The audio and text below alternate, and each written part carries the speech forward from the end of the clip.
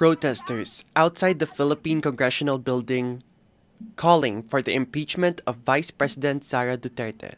Inside, she is under fire, facing a congressional hearing for alleged corruption, including the misuse of $6 million worth of confidential funds in just 11 days.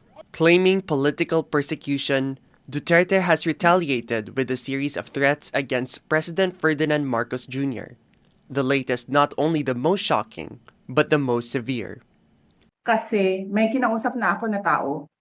Sinabi ko sa kanya, kapag pinatay ako, patayin mo si BBM, si Lisa Araneta, at si Martin Romales. No joke. In a press briefing, Duterte said the president and his allies want her out of the way to solidify their hold on power.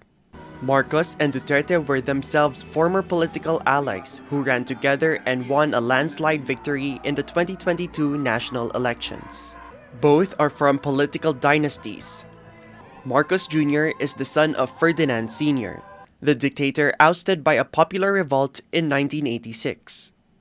While Duterte's father Rodrigo is the most recent former president, notorious for his pro-China stance and instigating a bloody drug war that saw thousands of Filipinos killed. Barely 2 years in office, the Marcos-Duterte alliance fell apart as they disagreed on various domestic and international issues, most notably maritime disputes in the South China Sea, and the approach to the so-called war on drugs. Like his daughter, the vice president, Rodrigo Duterte is also facing scrutiny, questioned in Congress for his administration's drug war, as well as being investigated by the International Criminal Court.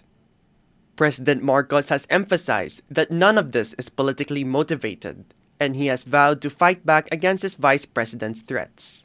Ang ganyang kriminal na pagtatangka ay hindi dapat pinapalampas. Yan ay aking papalagan. As a democratic country, we need to uphold the rule of law. The growing tensions between the two factions are expected to divide the country. Despite the accusations against them, the Dutertes remain very popular. The most recent poll put Sara Duterte's trust rating at 55%. And supporters have come out for them not just in the Philippines, but also abroad, where the Dutertes have a large following among overseas voters. Analysts say the political drama could be a tactic to distract the public from the ongoing scrutiny faced by the Dutertes, and could leave the country's traditional opposition forces at a disadvantage, especially as the country's 2025 midterm elections draw near.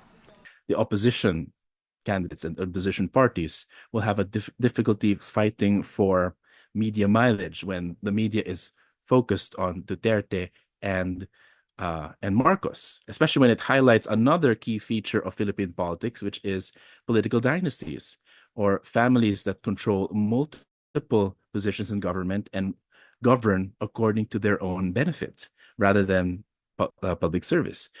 Duterte's most recent threat is now a matter of national security, and the Justice Ministry has vowed an investigation. While it is unclear if Duterte will successfully be impeached, one certainty is that this most recent political drama will leave the Philippines even more polarized than before.